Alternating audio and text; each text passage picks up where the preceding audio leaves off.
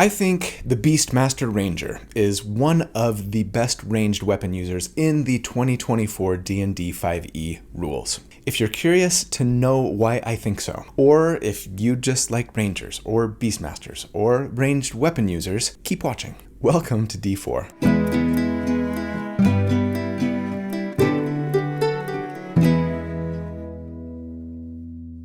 Hey everybody, so here at D4, I like to take a deep dive into specific character builds for my favorite role-playing games. I like to crunch numbers about them, I like to theorycraft about them, not so that I can tell you the right way or the best way to play a character, but to explore one potential way to build something in the hopes of creating a character that's both really powerful, but also really fun to play. So if you also enjoy character creation for your favorite role-playing games and or theory crafting about how to build characters, or if you're just looking for tips or ideas on how to build something that you're thinking about playing, then welcome home. This is where you belong, and I'm so glad you're here. So thanks for watching. My name's Colby. Right, so of all the criticisms that we're hearing about the 2024 Player's Handbook, two of the loudest, I think, are that Rangers suck, Wizards of the Coast hates Rangers, and that weapon users, and maybe especially ranged weapon users, got nerfed or are maybe less viable, or if nothing else, just as bad as they were in the 2014 rules. This latter is due largely, I think, to the changes made to the power attack feats, right? I'm talking Great Weapon Master and Sharpshooter. And while I think that the masses might be coming around a little bit on melee attackers, thanks to the fact that Great Weapon Master is actually still pretty good, and that two-weapon fighting, dual-wielding got some really nice buffs for 2024, most people still seem to think that ranged weapon users have been unequivocally nerfed damage-wise. Now, even if this is true, a lot of people like to point out that that's maybe okay. Ranged damage dealers should do less damage than melee weapon users since they have two advantages over melee. One, it's relatively easier for them to stay safe since they can attack from a distance, and most enemies in 5e tend to be melee damage dealers themselves, right? And two, it's relatively easier for ranged damage dealers to attack whatever target they want since they don't have to worry as much about getting within like 5 or maybe 10 feet of their target who might be far away from them at the beginning of their turn, right, in order to be effective. And while both of those points may be valid, today I'm going to do my best to build the hardest hitting ranged weapon user that I can. And while I'm at it, maybe address the concern that Rangers suck. Because, yeah, like I said, as I've been working on this ranged weapon build, I think I've come to the conclusion that Rangers, and maybe Beastmasters in particular, might be the best ranged weapon users in the game, when we're talking sustained damage at least. To be fair, I might be wrong. I do think there are plenty of great options to consider for ranged weapon users. A Pact of the Blade Warlock could work really well. Remember, though you can only summon a melee weapon with the Pact, you could bond an existing weapon instead, and in that case there's no prohibition against bonding and benefiting from a ranged weapon. So you just have to find a magic ranged weapon first, right? A straight fighter would be super solid, especially after level 11, maybe with a ranger dip. I think that might be even better than a mostly ranger at that level, actually, thanks to the extra attack, right? And I mean, actually, I've got a really fun idea for a Warrior of the Elements monk that I think would work super well as a ranged attacker, and maybe a fighter or a ranger dip. I think they actually would probably outpace the ranger as well, potentially, but I did an elemental monk build just a couple of weeks ago, so that idea is gonna have to wait a bit and stay on my to-do list. Point is, rangers, and especially I think beastmasters, make incredible ranged weapon users. Why? Well, it's because of a combination of things. See, even though the sharpshooter feat was nerfed in that it no longer lets you take a -5 to hit penalty to grant a +10 damage on a hit, Great Weapon Master, as many of you know, now works with all heavy weapons, not just melee weapons, meaning that you could get a bit of a power attack from using a longbow or a heavy crossbow now, which are heavy weapons. And this little fact has a lot of people rejoicing because I think most ranged weapon users would rather be a sharpshooting Legolas type than a pew-pew medieval pistol wielder. I could be wrong, but that's the feeling I get. Of course, the changes are still arguably worse damage-wise than what we had in 2014 because you used to be able to get those power attacks on both your action attacks and your bonus action attack, combining Sharpshooter with the Crossbow Expert, right? But I mean, the bonus damage from Great Weapon Master only works on your attack action now anyways. And I think that we've shown, like in my Pact of the Blade Warlock build here, that it's still a really solid feat, damage-wise. So the fact that we don't get power attack damage from a bonus action with ranged weapons is sort of moot, almost. Or at least no different than what melee users are getting. To be clear, you can still make a bonus action attack with a hand crossbow if you want.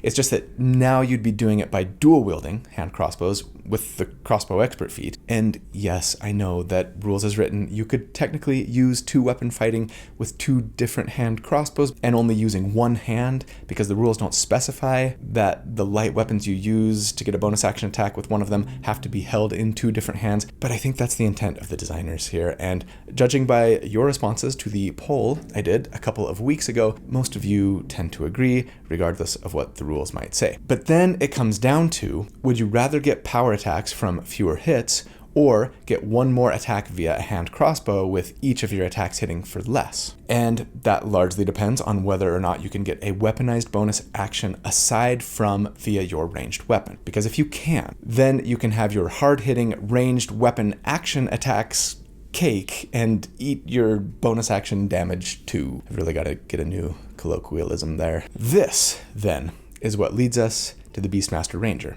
So let's be done with this very long-winded preamble. Ooh, my detractors are going to have a heyday with this one in the comments. And get into D&D episode number 184, the new Beastmaster Ranger. Huge thanks to my good friend Randall Hampton for the fantastic artwork that he did for this character. He does this every week. I really love this one. It looks like a cross between like Willow and Ladyhawk. The 80s fantasy movie boy inside of me rejoices. If you'd be interested in following Randall on social media and or potentially reaching out to see if you could commission him to create some artwork for your character and or your entire party, I'll put links in the video description as always on how to do so. Hey guys, check out what I'm having for lunch today. Looks yummy, right? Guess how long it took me to make? I'll show you in a flashback. Hey guys, so most of you probably know by now that I like to eat healthy, at least some of the time. What you might not know is that at our house, we actually do a lot of pre-prepped meals, often several times a week. It's just really hard to always find time to go to the store, plan, prepare the food, cook it, clean up, and then to make something that actually tastes good and is good for you. Especially if you have kids. Especially if it's game night, right? And you haven't even prepped for your session yet. Well, that is where Factor comes in, the sponsor for the video today, whose meal I'm about to heat up as soon as I choose which one I want to have for lunch. Sun-dried tomato chicken or black pepper and sage pork chop. Both of those sound good. I'm gonna go with the chicken. I mean, I just got back from the gym. I got a lot of stuff to do today. I want to be smart about how I'm eating. I want to eat something that's good, but I just don't want to spend a ton of time thinking about and prepping it right now. And Factor is really impressive. Every meal is chef-crafted, dietitian-approved, delivered right to your door. And unlike other companies that we've used, Factor's meals are always fresh, they're never frozen. Plus, they have a ton of meal options to choose from, including keto options, calorie-smart options, even veggie and vegan. And I wish I had discovered them sooner, because yeah, using them, it takes the headache and the time investment out of meal prep when you just don't really have the time or energy to give. The meals are super quick to prepare and they taste great. Flashback over. That actually only took a few minutes to prepare. I edited out some of the dead space. You can do it in the microwave, it takes like 2 minutes. Or if you have a conventional oven or like a little air fryer oven like I do, it takes a little bit longer, but I kind of like it to be just a little crisper. Little chicken, some zucchini noodles.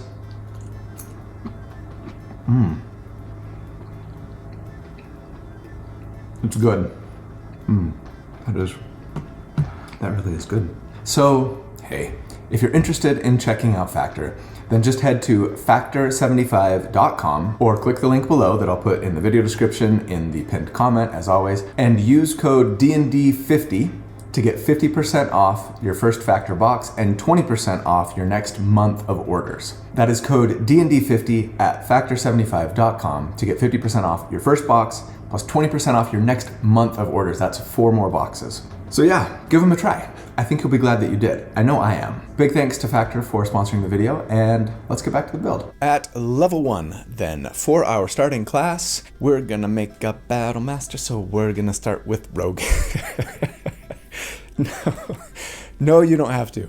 And sure, as always, I'm tempted to go Fighter, because we will be concentrating on a spell, of course, but nah. I'm planning on taking some Rogue levels later anyways on this character, though admittedly much later, and anytime I'm doing that, I always like to consider starting as a Rogue, since it gives us one more skill proficiency, expertise in 2 skills right away to help us be a really good scouty, stealthy, lockpicky utility character for our party if no one else is taking on that role, and sure, gives us a little extra damage from sneak attack. It's a nice 1 level dip. Feel free to just start Ranger and maybe pick up Rogue levels later if you want. As for our species, I'm probably going with what I'm guessing is going to be the meme species of 2024 for me, for sustained damage at least. I'm taking Halfling. It's sort of the one I take when I don't have a super compelling reason to go another route, since the luck feature helps us hit and even crit a little more often, re-rolling those natural ones, right? Plus, I like hobbits. South feet! But yeah, if you feel strongly about going a different route here for your character, go for it. It won't have a huge impact on the numbers and will give you other cool, useful, and fun features instead. As for our background, you know, as always, I'm gonna say take a custom or an old background if you want and kind of make it your own, but if you can't, then I'm probably going to take Wayfarer here, because that's what gives us both access to the ability score bumps I want and the origin feat that I want, which for this build is going to be Lucky. Lucky is great in that proficiency bonus times per day, we can give ourselves advantage on a d20 test or give an enemy disadvantage on an attack roll against us. I think especially as a rogue who needs advantage or to attack an enemy standing next to an ally to get sneak attack, having Lucky is just a really great backup option to guarantee yourself advantage a few times a day in case you don't otherwise and your target isn't like standing next to one of your allies, right? That hopefully won't be an issue too often, especially for us as a Beastmaster, but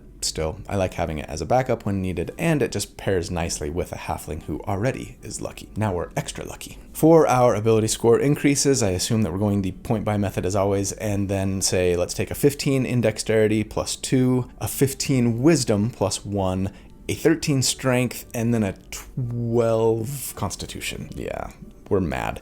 And you should totally not do this, by the way. Get a 14 wisdom and a 14 constitution instead. It'll get you 1 more hit point per level, and more importantly, probably it will help you hold on to your concentration better. I just really like to explore what's possible damage-wise in builds, and Rangers, especially Beastmasters, get some nice benefit from a higher wisdom score. So that's what I'm pretending that we're doing here. That said, we are going to be ranged, so hopefully we'll be getting hit less often than we otherwise would. If you go this route and start off with a 16 wisdom and a 12 constitution, be especially careful about trying to position yourself wisely on the battlefield, right? And sure, consider starting Fighter 1 instead of Rogue 1, and or maybe taking the tough feat instead of Lucky, right? As for equipment, we've got options and we've got some decisions to make. Do you want to have a slightly lower armor class so that you can be better at stealth? In that case, get studded leather for armor, right? Fortunately, once our dexterity gets a little higher, there will be no difference between the best medium armor and the best light armor as far as our AC is concerned, but it's going to be a while till we get our dexterity in a good place, and actually, we might not ever even cap it, at least not by the time we get to 17. Spoiler alert. Another decision point here, do you want to use crossbows or more traditional, like short and long bows? Generally, the crossbows are going to do slightly more damage, and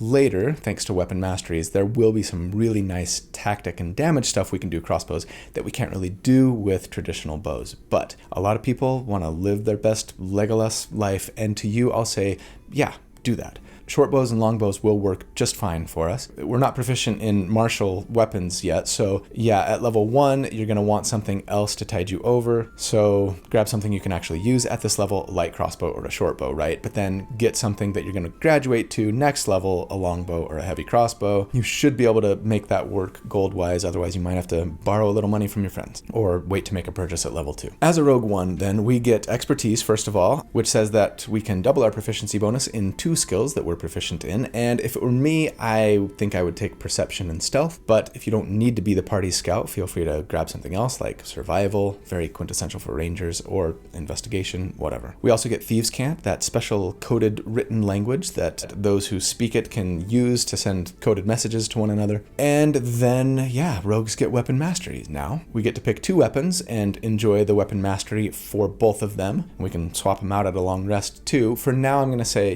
get the light crossbow, which gives us the slow mastery, letting us reduce the enemy's move speed by 10 feet when we hit them. That doesn't stack if we hit them more with the same weapon, by the way. It's too bad. I think that could lead to some really fun builds. But the short bow would be a second option, and that gives us Vex, which says that if we hit with the weapon, we will have advantage on our next attack made against that enemy before the end of our next turn, which is great. So we could potentially continue to enjoy advantage every round on an enemy so long as we keep hitting them, right? And they don't die, because yeah, it's not just straight advantage on our next attack, but on our next attack against that target. So realistically, it'll probably only lead to advantage once in a while right now, as we're only making 1 attack per round, and most enemies don't live more than a round or 2, right? I mean, I suppose I should just say, sure, since we don't have extra attack yet, feel free to go 2-weapon fighting here, and maybe throw a couple of daggers or darts on your turn if you want, or even go into melee with a short sword and a scimitar. It'll be slightly better overall damage if you don't have anything else to do with your bonus action right now, though your range, of course, would be a lot shorter if we're throwing daggers, right? But then, yes, at Rogue One, we get Sneak Attack, which says that if we attack with a finesse or ranged weapon and have advantage, or attack an enemy standing next to an ally, then we can apply extra sneak attack damage to the hit, which is 1d6 for now and scales with rogue levels, though not fast enough for my personal taste. Before we continue, really quick, I just wanted to give a huge shout out and thank you to my channel members. You guys are the best. I could not do this without you. Thank you so much for your support. If you're not a channel member, I would love it if you'd consider joining. There's a little button down there. It says join. If you click on it, it will tell you about the benefits that you can get by being a member, including access to the library of write-ups that I do for each of these builds to help you recreate them yourself a little more easily, access to the amazing D4 Discord server filled with so many wonderful people, and even access to the live monthly Q&A hangout sessions that we do. We have a lot of fun together, and it's great hanging out with my channel members. But if you can't or are not interested in joining as a member, that's fine. Please don't worry about it. Just watching and liking and subscribing and commenting, these are all great ways to support the channel as well. So thanks for just doing even those things. I really appreciate it. Okay.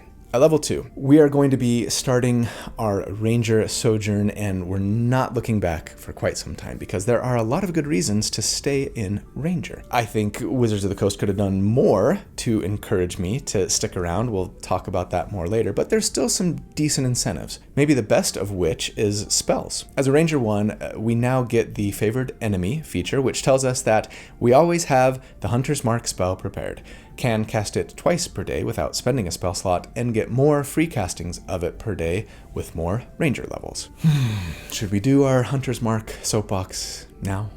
Sure, let's do it now. Okay, right. Hunter's Mark is sometimes a good spell. It does an extra d6 of damage to all of our attacks against the enemy that we have marked, and that can be really nice, especially if we're making lots of attacks. The drawbacks to it are twofold. First, it takes a bonus action to cast, but then, frustratingly, since it's something that we're putting on an enemy instead of something that we're buffing ourselves with, like, say, Spirit Guardians or Divine Favor, requires us to use our bonus action again once our target is dead to transfer it to another target. The second challenge with Hunter's Mark is that it requires concentration, meaning that we can't concentrate on something else that might be more powerful. And, I mean, both of these things are fine, really. It's a first level spell. There's nothing wrong with a first level spell having some things that make it good, but make you might want to weigh your decision on whether or not to use it, especially later, right? What makes these two drawbacks problematic, and the thing that has a lot of people upset with Wizards of the Coast right now about the way that the 2024 Ranger ended up, is the way that a lot of Ranger features that we have in the new player's handbook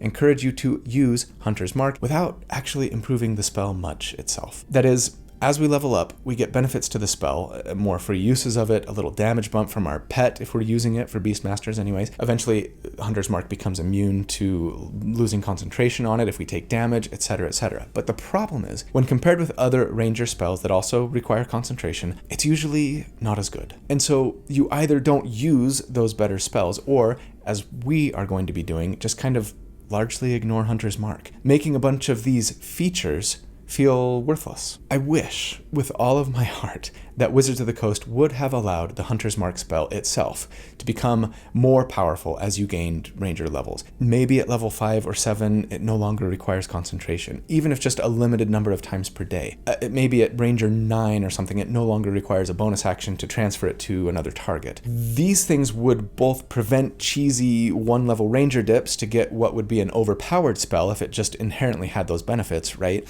And would let Rangers feel like their quintessential class spell is actually something they wanted to keep using as they leveled up. To be fair, having free uses of it and seeing it gain some benefits isn't a bad thing. Chris, Treant Monk, pointed out in a recent video that, hey, especially thanks to the free castings of it, it can be a great thing to just throw on a target, maybe if you want to conserve your other spell slots, or if you lost concentration on something else, etc. In this way, it sort of raises the floor of what we can do, I think, but it doesn't do a lot to raise the ceiling, and that's maybe why it feels so bad to some people. At least not until Ranger 17, I think, where Hunter's Mark just gives you advantage on all of your attacks against your marked target. That's pretty great, but it comes so dang late in our progression that most people won't ever even see that benefit. And even if they do, there's probably something else that they would rather be concentrating on, right? I'm getting off my soapbox now. I've said my piece. Let's move on. Feel better? I feel better.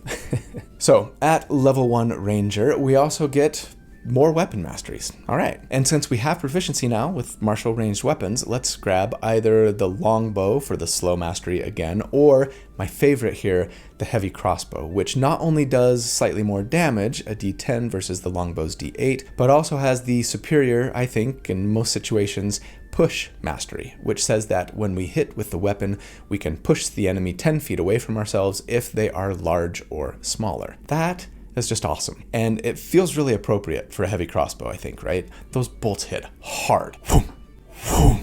We'll be making really good use of that push in a couple of different ways, potentially, and is the main reason that I favor crossbows for this build. Rangers also get spells other than just Hunter's Mark now, right at level 1. That's a nice change from 2014. And we're even told that if we multiclass them with other spellcasters, when calculating how many spell slots we'd have, we take half of our Ranger level rounded up instead of down now, which is pretty nice. As for which spells to take, I would focus on non-concentration stuff for now. Cure Wounds for some emergency healing, Goodberry for healing and utility, those are both really nice.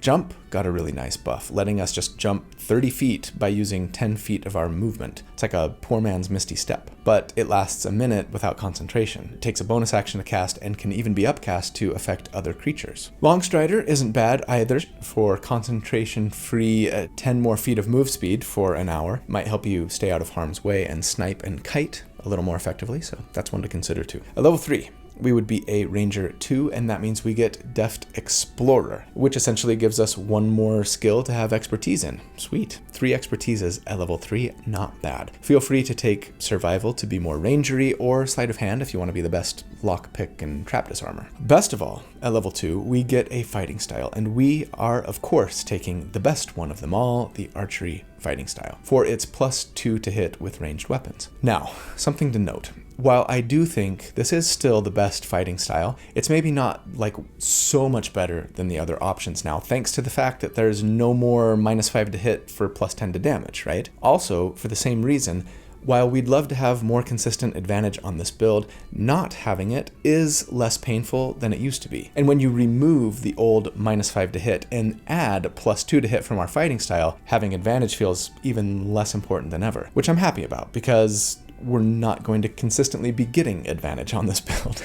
Again, not saying we wouldn't love to have it. It would for sure help our numbers, but it just doesn't feel quite as necessary as it used to. And that lets me breathe a little bit of a sigh of relief. At level 4, we would be a Ranger 3, and that means we get our Ranger subclass. We are taking Beastmaster, as I've said, so let's read what the new book has to say about Beastmasters. Bond with a primal beast. A Beastmaster forms a mystical bond with a special animal, drawing on primal magic and a deep connection to the natural world. Okay, feels like they kind of dialed it in with that one compared to some of the other subclass descriptions, but hey, what else do you need to know? You like animals and you like nature.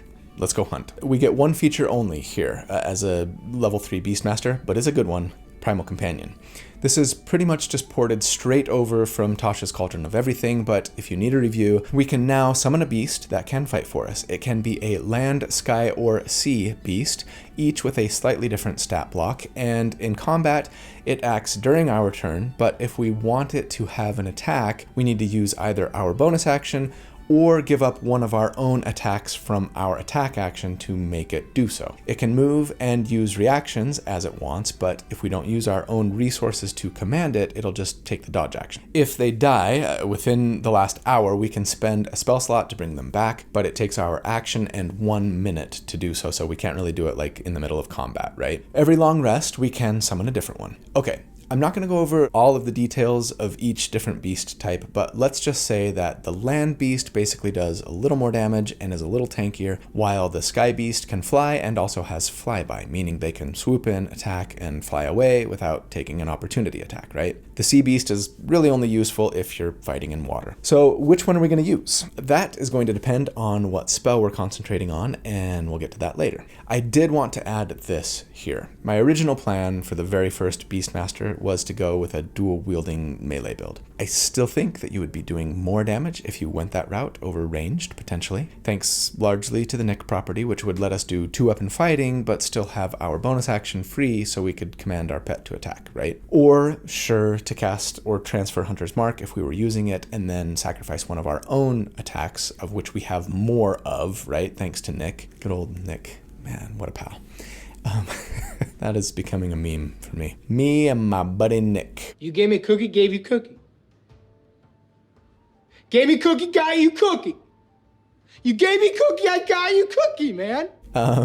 We could potentially sacrifice one of our own attack actions for our pet if we wanted, which we might want to do at later levels especially. My plan was actually to do a ranged damage dealer this week and then a melee Beastmaster next week, but then the more I thought about how to do the best ranged weapon user and the importance of having a weaponized bonus action that didn't rely on making a ranged weapon attack, the more appealing the Beastmaster became for this build. So I'm going to keep that melee Beastmaster on my to-do list, but it will be a while before I revisit it, as there are so many other subclasses that I want to get to first. All right, at level 5, we would be a Ranger 4, and that means we get our first general feat, and I think we got to take Crossbow Expert here. Wait, I thought we were going with Great Weapon Master. We are, but right now, for our upcoming damage report, this is going to be better for us. I'll explain why in a second. That said, if you don't want to use crossbows on this character because you prefer the longbow as a weapon, that's totally fine. Do that, and then yeah, you would take the Great Weapon Master feat here instead. Our damage won't be quite as good at the damage report, but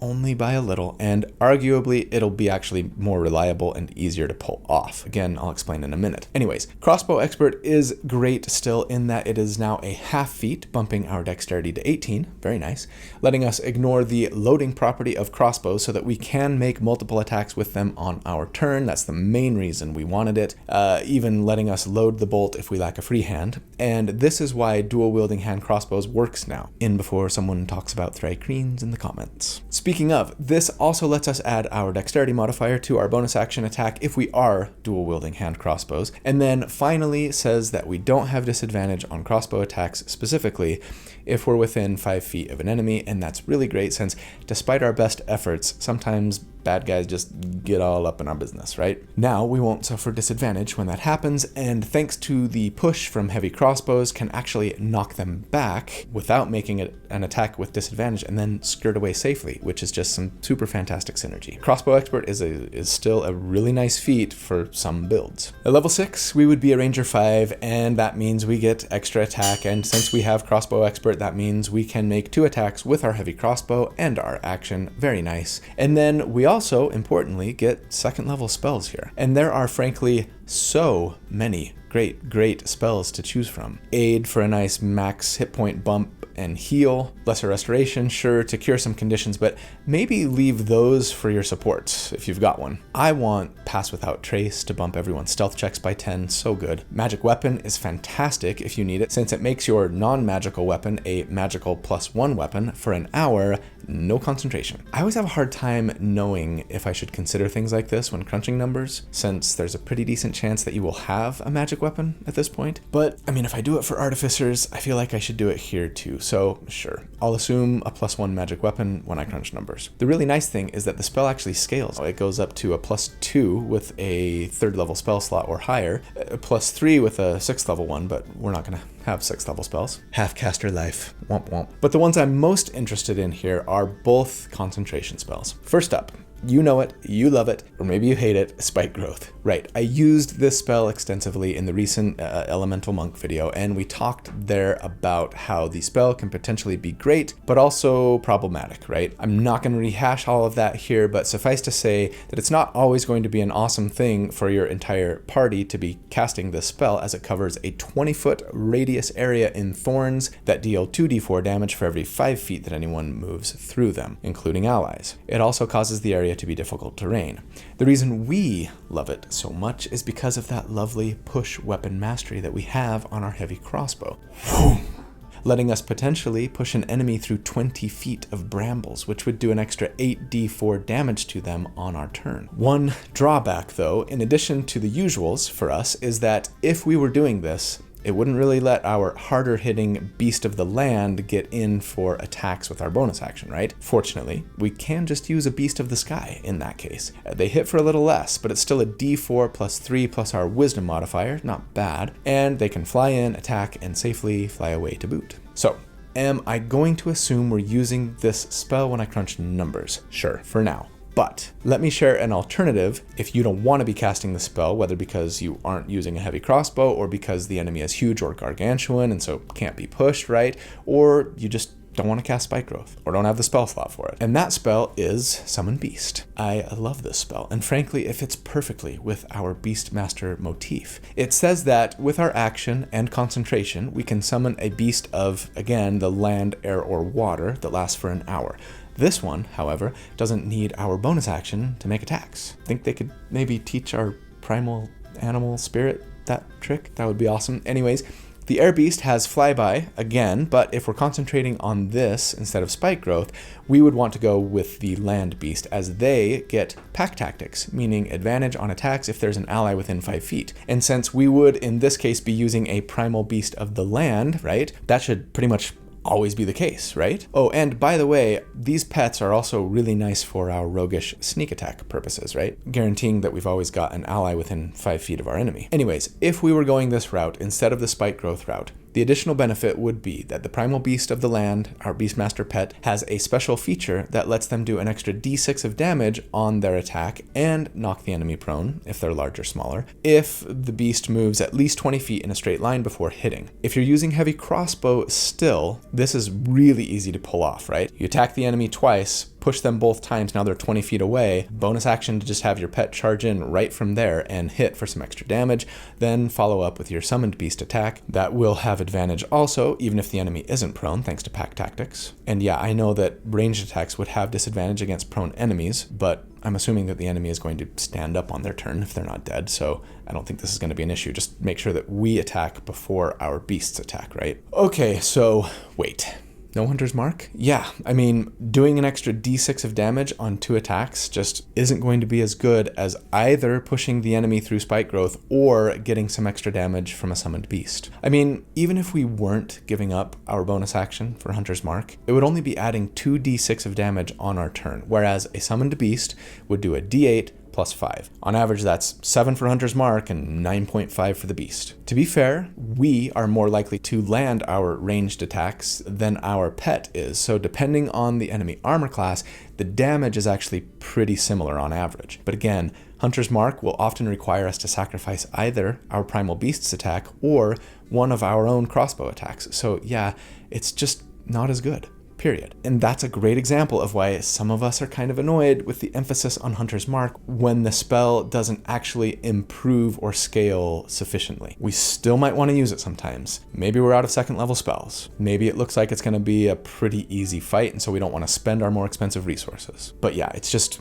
not as good. Okay, let's do a damage report, yeah? What does combat look like for us here at level 6? Well, I'm going to assume that on round 1, we're casting Spike Growth, then making a Primal Beast of the Sky attack with our bonus action. Not a horrible first round, as it can potentially really make life miserable for multiple enemies. On subsequent rounds, the assumption is that we're hitting an enemy with 2 heavy crossbow attacks, pushing them 10 feet through the briar patch with each one, adding sneak attack to our first hit, and continuing to pepper them with our little burb friend every round. And yeah, by the way, no reason we couldn't use our bonus action first, have our pet swoop in and attack, then make our attacks to try and trigger sneak attack, right? Then have the bird fly away, if they even needed to, because the enemy might have been pushed, so our pet might not even be in danger. Anyways, I'm also going to assume, sure, that we've got magic weapon going, though I appreciate that this means using up both of our second level spell slots for a single combat encounter. Take consolation in the fact that you'll probably have a +1 weapon or greater now anyways, meaning that these numbers will be fairly accurate, but might not be as expensive for you to pull off. But if all of our attacks land, then we would be doing 2d10 plus 1d6 plus 9d4 plus 16 damage every single round. Oh, and by the way, with the 18 dexterity, the archery fighting style, and a magic weapon, we're at a +10 to hit at level 6. That's amazing. Our burb is only a +6, but that's not terrible. Anyways, against an enemy with a 10 armor class here, we would on average then do 52 damage per round, and against a 15 armor class, it would be 44 DPR. And you know what? Compared to other 2024 builds that I've done so far, that's as good as or better than all of them, except for the Vengeance Pally at this level. I think that's my 5th card, isn't it? Who says ranged weapon attackers suck? Huh? And yeah, we're beating out even that elemental monk cheese grater who also is pushing and pulling through spike growth, right? How's that possible with that monk doing so many more attacks that push and pull? They're grating a lot more cheese potentially. The main reason is because enemies got a chance to save against most of the monk's movement. Not so for us. If we hit with that crossbow, they are getting pushed, so long as they are large or smaller. And that's a pretty big deal. Okay, fine. What if we didn't want to or couldn't use spike growth and we took Great Weapon Master using a longbow and Summon Beast instead? It's literally within a point or 2 of damage. Slightly less overall, but barely. Like, you wouldn't even notice it. I'm talking 50 DPR versus a 10 AC and 42 versus a 15. So feel free to just not go cheese grater here, especially considering that Summon Beast lasts an hour. So you might not need to spend round 1 setting it up, right? And you might get a couple combat encounters out of that 2nd level spell. But hey, if your allies can use spike growth or it's otherwise not a problem, sure. Knock yourself out. Okay, fine. We're looking great at level 6, but how does it scale? Well, at level 7, we would be a Ranger 6, which means that we get roving. This just gives us an extra 10 feet of move speed if we're not wearing heavy armor. Not bad at all, helping us get into range and hopefully stay safe from enemies. It also gives us a climb and swim speed equal to our speed, which will come in handy once in a while and makes us feel like true natural explorers, right? At level 8, we would be a Ranger 7, and as a Beastmaster, that means we get exceptional training, which is okay. It just says that if we take a bonus action to have our pet attack, they can also dash, disengage, dodge, or help, which is nice and makes it easier to still charge with our land beast and use the longbow slow instead of the crossbow knockback if we really don't want to be a crossbow user, right? Also, the pet can do force damage instead of their usual damage, which could come in handy in the case of resistance. At level 9, we would be a Ranger 8. That means we get another feat, and assuming that we went the crossbow route, I think this is where we take a Great Weapon Master so we can add our proficiency bonus in damage to attacks made with heavy weapons. If we went longbow and we took Great Weapon Master last time, then go ahead and take Sharpshooter. It's still a pretty decent feat. Note here that Great Weapon Master has a prerequisite of a 13 strength, which is a bit of a bummer, and it kept us from having a better constitution score, or wisdom if you went con 14, right? But hey, the booby prize here is that it's a half feat, bumping our strength to 14, so that might help once in a while. Athletics checks, strength saves. I guess I should mention that the feat does still let us make a bonus action attack with our weapon if we crit or kill an enemy, but since that attack wouldn't add our proficiency bonus in damage, which I think is kind of frustrating and a little silly, then our primal beast attack would be. In fact, for a land beast, on a low AC enemy, the pet attack would still be better. But yeah, sure, most of the time, depending on enemy AC, it will be a little better for us to be making the attack, especially if we have a really great magic weapon, or I guess if we can push them another 10 feet through more spike growth. But I'm not going to make any assumptions around this. Okay, at level 9, it is time for our next damage report. since last check, we are adding 4 more damage to each bow attack we make, thanks to Great Weapon Master, but other than that, we've mostly just gained some utility features. Not a bad thing, but yeah, damage hasn't gone up dramatically. So against a 10 AC here, we would be doing 61 DPR on average, and against a 16 armor class, it would be 51 damage per round. Not a huge bump, thanks mostly to the fact that neither our spike growth damage has increased, the spell itself doesn't scale, and we're not pushing them around any more than we were last check, nor has damage from any other concentration option really gone up. A summoned beast would have 1 more to their hit chance, but that's it. Good news is that, again, going that route, the summoned beast route, instead of spike growth is similarly almost identical damage-wise. But compared to other 2024 builds that I've done to date, I mean, we're actually ahead of that Vengeance Pally now at low enemy AC at least, beating baseline by quite a bit, and then just a little behind the rest. Still looking really solid. It would be like low tier 1, maybe upper tier 2 compared to old 2014 builds. Speaking of, sure, why not compare it to the hardest hitting ranged weapon Ranger from those old 2014 builds? That would be the Drake Warden. I think I'm out of cards, but this is what the thumbnail looks like. I did that build a few years ago. Anyways, we're almost exactly the same damage-wise as that build, so we definitely haven't taken a step back, at least not at this level, despite those ranged damage nerfs. Okay, let's see where we go from here. At level 10, we would be a Ranger 9. That means we get another round of expertise. 5 expertises now. Pick your favorite here. Sleight of hand, investigation, maybe nature, have fun with it. More importantly, we get 3rd level spells now, and that means really useful stuff like Dispel Magic, Revivify, and Plant Growth, sure, but what about the new Conjure Animals spell? I loved this spell in its playtest form, where it made an attack roll when the enemy got within range of it, right? And potentially did damage both when an enemy entered the area and when they started their turn there. That old spell would outdo Spike Growth at this point, I think. But the version that went live allows for a saving throw instead, and against our only mediocre spell save DC, and doesn't do half damage on a save, which is really sort of damning. Plus says they have to end their turn in the area to take damage a second time. Even if we were slowing them with a bow, they should really have no trouble getting away on their turn. So yeah, I'll say don't bother with Conjure Animals unless you've got an ally that's also slowing or knocking prone or grappling, etc. The one that I'm most interested in here is Summon Fae. First of all, because the Fae hits a little harder than our Summoned Beast. It's 2d6 plus 6 for us right now, but also because thanks to their little Fae step bonus action, they could be fuming and then teleport to the enemy and make that attack with advantage, just like our Summoned Beast was doing. So yeah, it's a net gain to the point that this actually takes a slight lead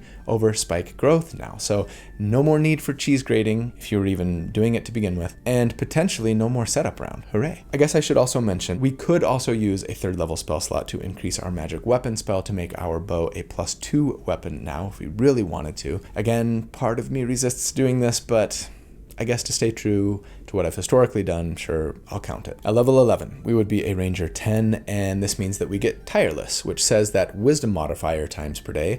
With a magic action, we can give ourselves temporary hit points equal to 1d8 plus our Wisdom modifier. It's not amazing, but I'll take it. We can also decrease any exhaustion levels on ourselves by 1 with just a short rest instead of a long one. I don't know if I've ever had exhaustion on my character in any campaign that I've ever played. Maybe once, one time. But hey, if and when you need this, it will be pretty amazing, as exhaustion can be pretty punishing. It slows us and reduces all of our d20 rolls by 2 per level of exhaustion now. Ouch. Oh, and once you hit 6, you're dead. So this could be a lifesaver in some campaigns, right? At level 12, we would be a Ranger 11, and as a Beastmaster, we get Bestial Fury, and this is a fantastic feature. It says that our pet can make 2 attacks now when they attack, which is great. I really wish I had a higher Wisdom modifier so that they could hit a little more reliably. But then here's something that makes people upset. It also says that if our pet hits our hunter's marked target, they do an extra d6 of damage once around. I'm not getting back up on that soapbox.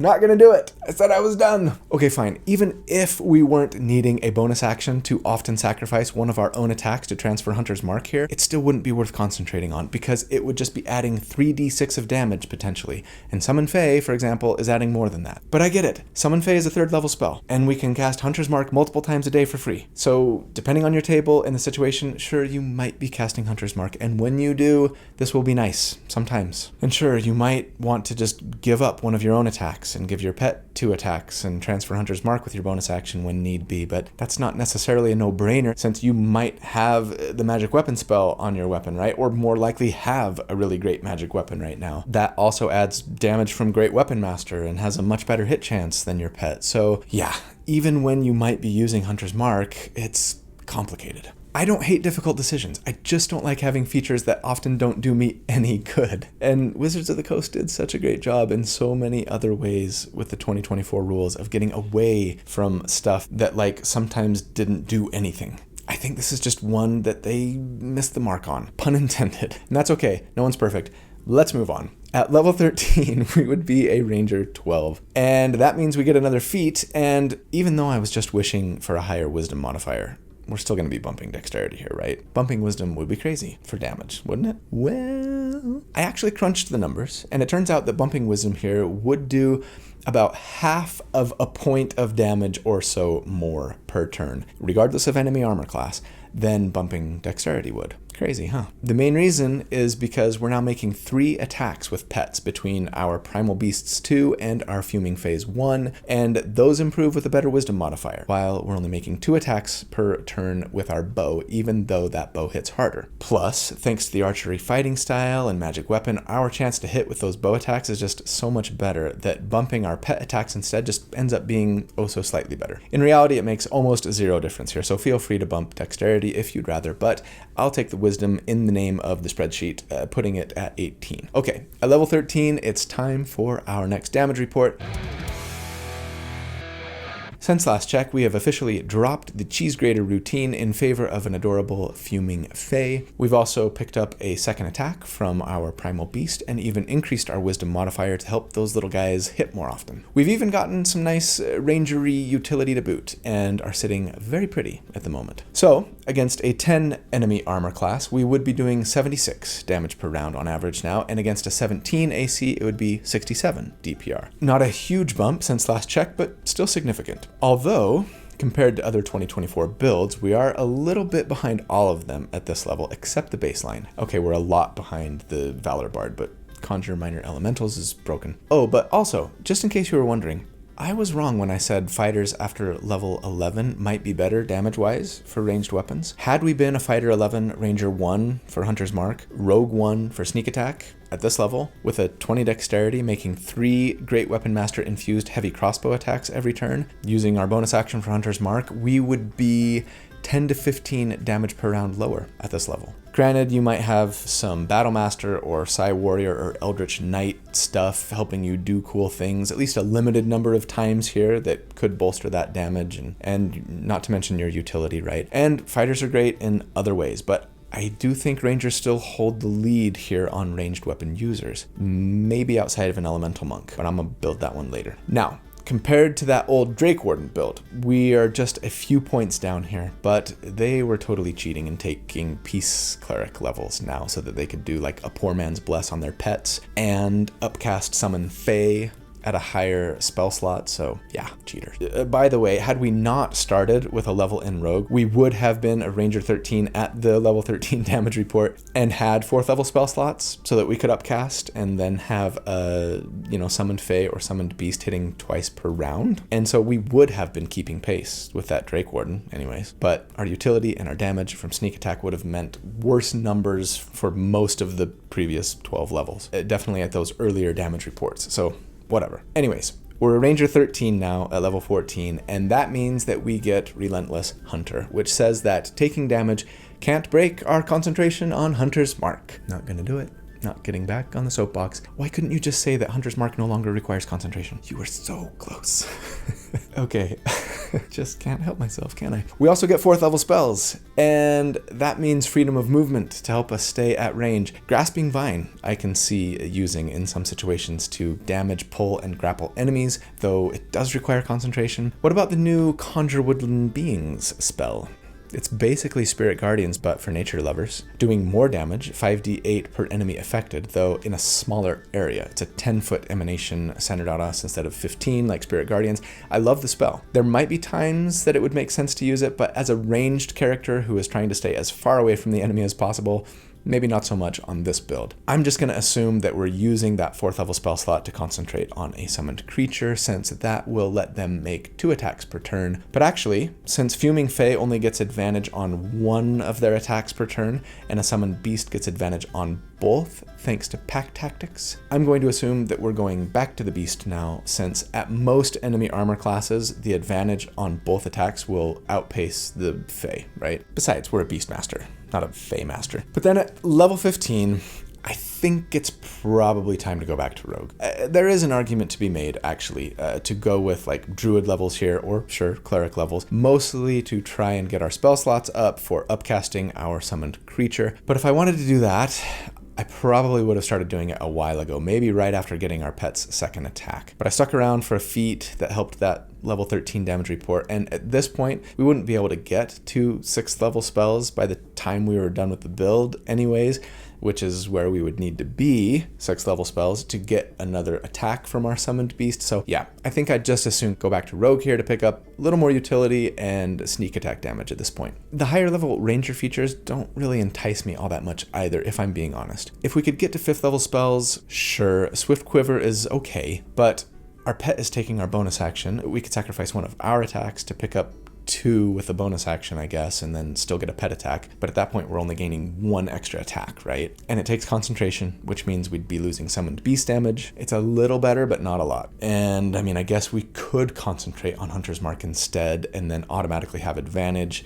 I'm talking about Ranger 17, right? Had we not taken Rogue levels, Hunter's Mark in that situation probably takes the lead damage-wise, at least at higher enemy armor classes. But yeah, we're going to go back to Rogue. That means we're going to be Rogue 2 here, and we get Cunning Action, which lets us dash, disengage, or dodge as a bonus action. That'll be nice if we need it. Hopefully we won't, between our heavy crossbow push and the fact that we don't suffer disadvantage making ranged attacks from within 5 feet, right? But then at level 16, we would be a Rogue 3. That means we get Steady Aim, which lets us use a bonus action if we don't move to have advantage on 1 attack. No thanks. But then we get our Rogue subclass, and I think I'm probably going Arcane Trickster here, as that would give us 1 more 4th level spell slot, primarily thanks to multi-classing spellcasters, and yeah, just some added utility and things from spells, right? As for what spells to pick, I'm just going to say PYF here, pick your favorites. I'd probably want Message for some telepathic communication, and sure, find Familiar. I mean, hey, we're building a menagerie here, we're Beastmasters, grab an owl and enjoy advantage on your first attack you make per round, potentially. Don't forget though, sneak attack then would scale to 2d6 when we get to use it, and that's kind of the main reason that I went Rogue, beholden to that spreadsheet. But then finally, for us, at level 17, we would be a Rogue 4. That means we get another feat, and yeah, I'm gonna cap my wisdom modifier at 20, benefiting the 4 attacks per round now that we're getting from all of our beasties. For our final damage report then.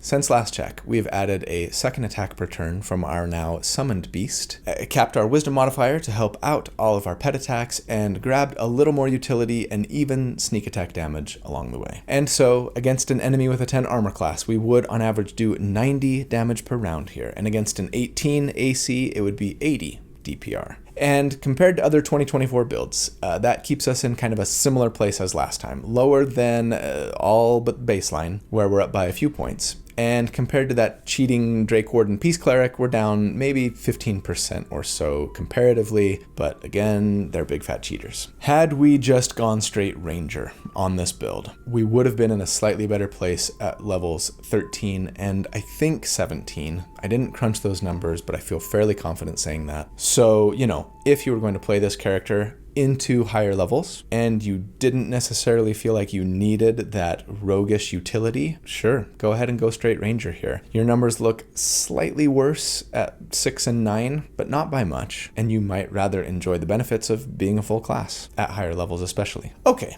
let's bring it on home with some final thoughts here. The tier score for this build, if you take the damage that they do at each of the damage reports that we calculate for at each of the enemy armor classes that we calculate for, and just average them all into one big number, we end up with a 55, which has us near the bottom of the handful of 2024 builds that I've done so far, basically on par with that Elemental Monk, and compared to old 2014 builds, that would put us comfortably in the middle of tier 2. So what does it all mean? Taken as a whole, maybe over the life of the build, sure. You could make the argument that ranged weapon users are underperforming slightly compared to 2014 builds. As I said at the beginning, that might not be a horrible thing, depending on your viewpoint, since they do tend to enjoy some nice advantages over melee builds in the survivability and attack whoever you want departments, right? I'll tell you what surprised me most about this build though was the way they really kept pace with other builds damage-wise in those like tier 1 and tier 2 levels, and that was awesome.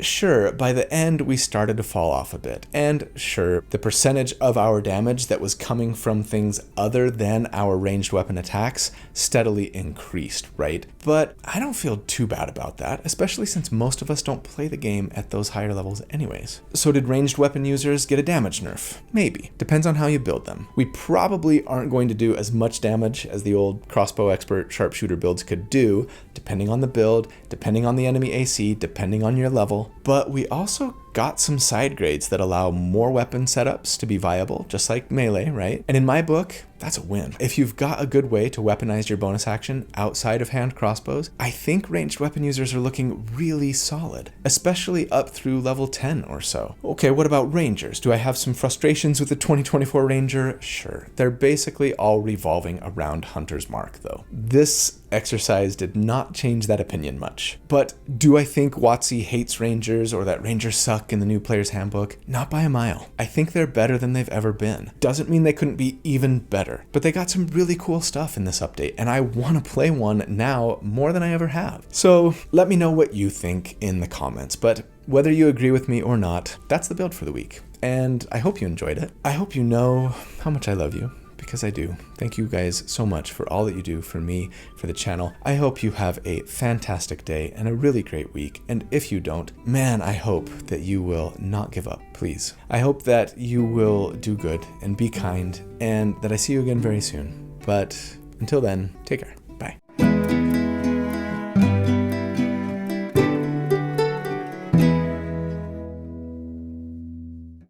Today my soul is restless,